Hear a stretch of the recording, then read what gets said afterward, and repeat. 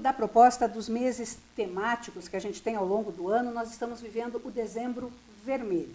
A partir do dia 1º, que é o Dia Mundial de Conscientização e Combate à AIDS. A AIDS é um problema que já poderia ter deixado de existir no mundo. Afinal de contas, é uma das doenças que a gente pode falar em prevenção, ao contrário de muitas outras. Para falar sobre como é que está a situação, sobre como é que as pessoas estão se portando a respeito disso, eu recebo hoje, com muita satisfação, o Jean Zuber, que é o coordenador do Centro de Testagem e Aconselhamento aqui de Ponta Grossa. Jean, seja bem-vindo, é um prazer te receber. Igualmente, muito obrigado a você pelo espaço, muito obrigado a todos que estão acompanhando. Jean, a gente estava conversando antes do início da entrevista, primeiro caso de AIDS registrado no mundo em 85. Isso. Em 87, nós já tivemos o primeiro caso em Ponta Grossa. Isso. Oficialmente foi o primeiro registrado. Pode ser que existiram outros, né? Mas por conta da situação de diagnóstico, dificuldade de acesso, muitas vezes ao sistema de saúde, porque os tempos eram outros, né? Começa aí a nossa marca com relação à AIDS no município de Ponta Grossa. E isso vem sendo ascendente ao longo dos anos, né? Tá, então, quer dizer, a gente continua com os mesmos problemas de 40 anos atrás, quando começou a epidemia. Exatamente. Então, quando a gente fala em prevenção do HIV, prevenção da AIDS, nós remontamos os mesmos pensamentos do início da epidemia. O preconceito, dificuldade de falar sobre sexualidade, dificuldade de falar sobre o sexo e o uso dos materiais, dos insumos de prevenção. Então, a gente continua cometendo as mesmas situações dessa época. Só vai trocando as gerações e é isso que a gente vem ficando incomodado dentro dos serviços. Porque nós estamos vendo jovens entrando em contato com o vírus do HIV e acabando adoecendo, entrando em AIDS com 15, 16, 18 anos de idade. E é um público que tem acesso à informação. Se você for fazer uma conversa com eles, todos têm um telefone conectado à internet, um smartphone. Mas acabam não vendo as coisas que são importantes neste quesito para a saúde. E muitos casos, eu já vi pesquisas e vocês acompanham isso no dia a dia, muitos jovens pararam de se preocupar porque como tem o coquetel de medicamentos, quer dizer, você não tem mais aquele estereótipo, né, do aidético que a gente tinha lá nos anos 90, não tem problema, se eu pegar eu trato. Existe isso mesmo? Existe uma situação muito similar a isso. O que acontece? No início da epidemia, os órgãos públicos cometeram um terrorismo sexual. E essa situação tem um reflexo hoje em dia. Porque quando a gente pensa em HIV, pensa em AIDS, o que vem à mente? É justamente as pessoas que sofreram por conta do agravo, aquela pessoa debilitada, consumida, emagrecida, com insuficiência respiratória. E isso foi trazido à mídia. Então, assustou uma geração inteira. E este pensamento perpetuou-se ao longo do tempo. Hoje nós sabemos que a pessoa que vive com HIV tem condições de viver com qualidade de vida, fazendo uso dos medicamentos. Mas o preconceito está atrelado justamente a este passado. E quando nós falamos dos adolescentes e dos jovens, realmente eles não viram essa fase. E muitos acabam nem sabendo o que é a AIDS. Embora a gente esteja em 2019, se você pergunta para adolescentes, você sabe o que é a AIDS, você sabe o que é o HIV? A resposta de algumas meninas, de algumas adolescentes é, mas eu uso comprimido, fazendo alusão à gravidez. Gente, que loucura! E, meu Deus, e você pensa que você tem uma geração informada, né? Porque você, lá atrás, no tempo das nossas avós, elas, tudo bem, as bisavós não falavam sobre sexo. Não. Era um assunto tabu, a menina tinha 16, 17 anos de idade, estava pronta para casar e não sabia de nada. Sim. Mas hoje, essa geração já nasce sabendo. É uma geração completamente conectada e que deveria usar essa ferramenta para propagar essa informação e para se cuidar.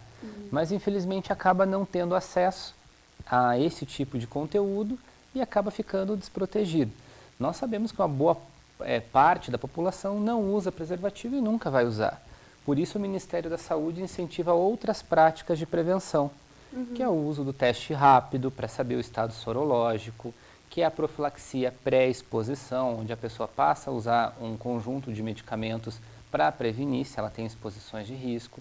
A profilaxia pós-exposição, então eu tive uma relação desprotegida, e não sei se entrei em contato ou não com HIV, então eu posso fazer uso dessa medicação.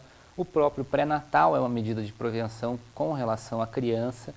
Inclusive, ontem saiu uma matéria do Rio de Janeiro falando que mais que dobrou o número de crianças com HIV com menos de 5 anos de idade.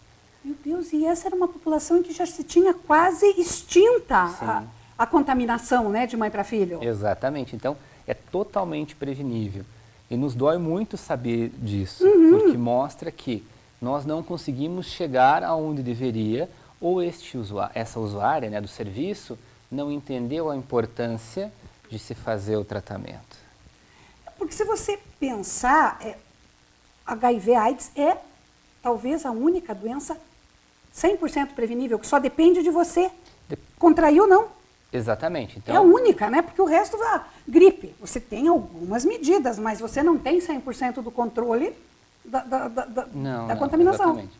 E nessa situação, se a pessoa usar os insumos de prevenção ou adotar práticas mais seguras, a probabilidade dela entrar em contato com HIV é muito baixa. Mesmo situações de violência contra a mulher, que é um outro assunto, né?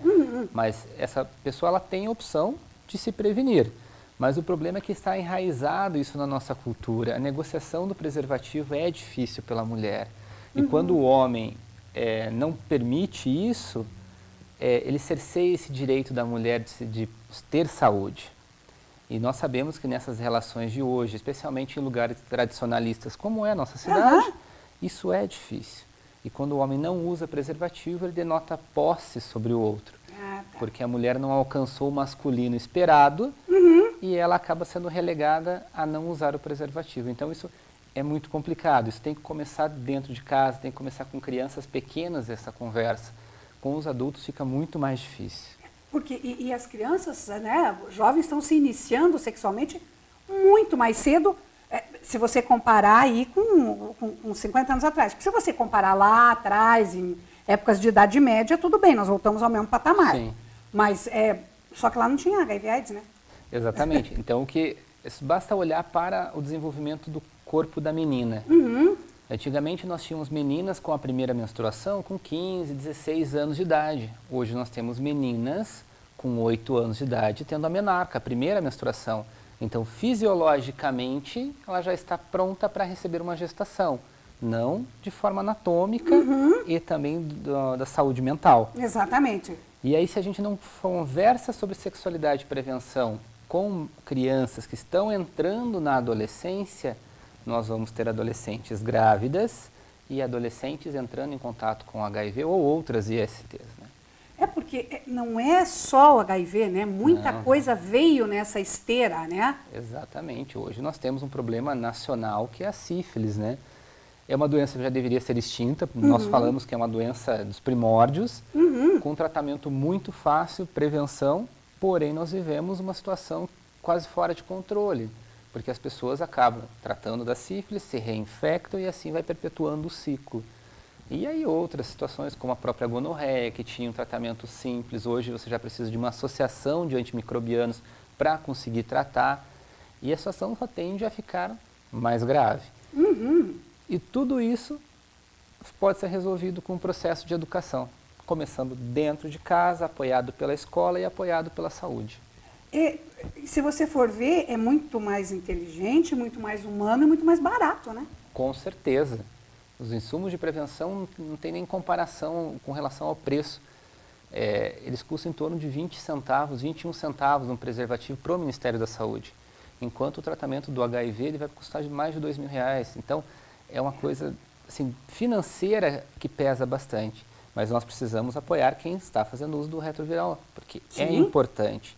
E tê-los como parceiros para que a prevenção seja propagada. Porque nós temos outras dificuldades. Às vezes eu tenho uma pessoa próxima que vive com HIV, mas ela não tem o direito ela não se sente confortável em abrir esse diagnóstico, porque ela sabe que ela vai sofrer preconceito. Então isso precisa mudar. O que é um absurdo, né? Quer dizer, preconceito é absurdo em qualquer circunstância. Sim, sim. Aí, quando não se tinha conhecimento, você podia não justificar, mas pelo menos entender que as pessoas tivessem até esse olhar assim, né? Mas hoje em dia, gente, Pois é, e isso é muito presente. Então, qual é o medo da pessoa que faz o diagnóstico para HIV? Por favor, não conte para ninguém. Mas nós não vamos contar porque o diagnóstico é para ela. Mas muitas vezes essa pessoa vai precisar levar os medicamentos para casa. E vai ficar lá, às vezes, muitas vezes à disposição de outros, e aí é aquele medo das pessoas saberem que está vivendo com HIV. E isso faz com que elas abandonem o tratamento. Hoje, em Ponta Grossa, nós temos em torno de 1.400 pessoas tratando. Isso que nós conhecemos, que frequentam o serviço. Fora outras que já abandonaram e pessoas que nunca chegaram até nós. Então, quer dizer, nessa estimativa, porque antes era assim, a estimativa que se tinha era 5 por 1, né? De cada caso. Continua a mesma? Então, o Ministério hoje já não coloca mais porque essa é uma estimativa porque as relações estão muito mais abertas. Ah, tá. Então, a possibilidade de encontrar parcerias se tornou muito mais fácil do que antigamente e a liberdade sexual de certa forma foi alcançada. Então, o número de parceiros com que as pessoas têm, às vezes, chega a mais de 5. Então, mas quer dizer, em resumo, nós temos hoje um comportamento sexual muito mais aberto, quer dizer, todo mundo faz sexo, mas ninguém pode falar sobre isso. Isso continua como se nós estivéssemos lá nos anos 30. Exatamente. Eu faço sexo, eu pratico, eu tenho essa vida sexual completamente ativa, mas eu não posso falar sobre ele. Não, porque se você falar do uso do preservativo, das medidas de prevenção, você está admitindo que você faz sexo e você não pode admitir isso. Exatamente. Gente, que planeta é esse, né? É uma cultura bem difícil de trabalhar, né? Porque é uma coisa fisiológica, é do ser humano. A sexualidade está intrínseca no ser humano. E a gente acaba relegando ela, deixando ela de lado. Da mesma forma que fazer educação sexual com criança sem poder falar que ou aquele órgão tem este nome, ou tem aquele, e ficar usando adjetivos para justificar. A gente precisa tratar as estruturas com os nomes que elas têm. É anatômico, é fisiológico, é anatômico, está descrito na literatura médica. Exatamente. É uma parte do corpo como qualquer outra. Como qualquer outra. Você não dá apelidos para sua orelha, né? Ou para o seu nariz, ou para sua mão, né? Exatamente. Então, quer dizer, eu imagino dessa nossa conversa que o medo do julgamento é o maior inimigo da saúde pública hoje?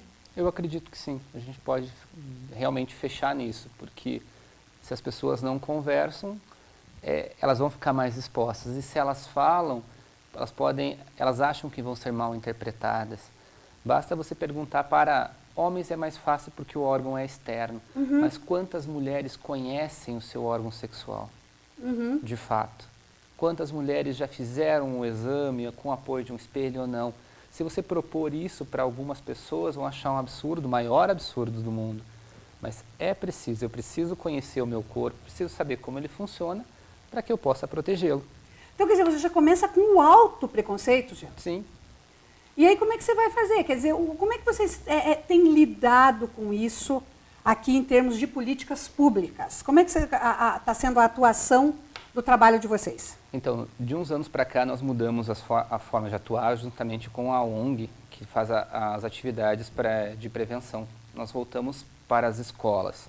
Nós trabalhávamos muito com o público adulto, porém agora a gente voltou para os adolescentes, já de 3 anos para cá, e vem trabalhando de forma mais pontual, porque é difícil você entrar num ambiente escolar e o pai entender do que você está falando. Nós não estamos incentivando o sexo. Nós precisamos admitir que o adolescente vai ter relação sexual, quer o pai queira ou não. E se ele vai ter essa relação sexual, ela precisa ser a mais segura possível para que essa adolescente não volte grávida para casa, esse menino não seja um futuro pai, ou ambos acabem voltando com alguma doença para casa.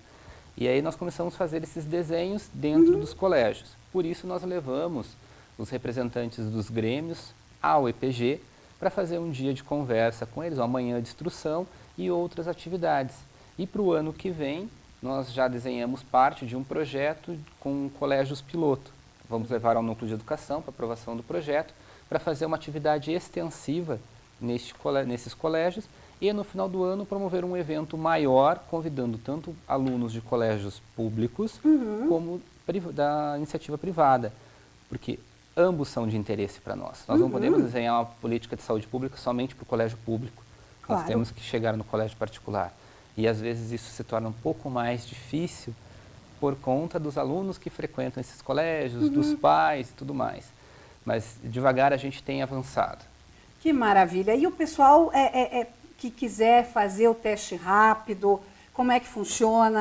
Porque né, a gente sempre vê a divulgação de que vocês estão abertos para qualquer pessoa, vocês não precisam de encaminhamento médico, é só chegar, né? Só. Então, todas as unidades de saúde estão aptas a realizar o teste rápido. Se a pessoa precisar de um laudo, ela precisa levar um documento de identificação. Mas o teste rápido ele pode ser feito de forma anônima. O Ministério prevê esse direito, só não tem a emissão de um documento falando da sorologia. Tá. Então, nas unidades de saúde, é preciso entrar em contato com elas por conta da própria rotina lá, ou no CTA, que é o Centro de Testagem e Aconselhamento, que fica do ladinho do antigo Hospital 26 de Outubro. Lá funciona de segunda a quinta-feira, das 7 às 16 horas. E aí a pessoa que quiser fazer o teste rápido, pode procurar a gente lá, que nós vamos atendê-la da melhor forma possível. Chegou, espetou o dedo, fez como se fosse um teste de glicemia? Exatamente, é muito rápido e prático. E ele tem a mesma segurança do laboratório. Então, qualquer situação que possa evidenciar algum problema, nós nunca corremos o risco. Sempre nós temos o apoio laboratorial e de outros exames complementares, para que esse diagnóstico seja o mais seguro possível, né? E para que se inicie o tratamento o mais cedo possível. Brevemente. Então, hoje, uma pessoa que chegou para nós e fez o diagnóstico da infecção pelo HIV, já é solicitado os exames, ela consegue já fazer na semana seguinte, retornando esse exame específico, que ele tem um tempo de retorno para nós, porque é feito fora de Ponta Grossa. Em 10 dias aí, mais ou menos, ela já consegue ter o primeiro contato médico e fazer a sua consulta. Se chegar uma pessoa que esteja debilitada, ou ela passa por consulta no mesmo dia ou no máximo no dia seguinte, para que tenha uma agilidade para entrar com o retroviral. Em outras palavras, não tem desculpa para deixar de se prevenir, para deixar de se cuidar, para não deixar a AIDS vencer a gente. Exatamente, e a gente precisa falar sobre isso. A gente só resolve o preconceito e a problemática do HIV e da AIDS falando sobre ela. Tá certo, Jean, muito obrigada, muito didática a tua explanação. Adorei a nossa entrevista e vou te convidar mais vezes, pode ter certeza. Estou à disposição, obrigado pela oportunidade. Obrigada. E você não saia daí um instante só e a gente já volta.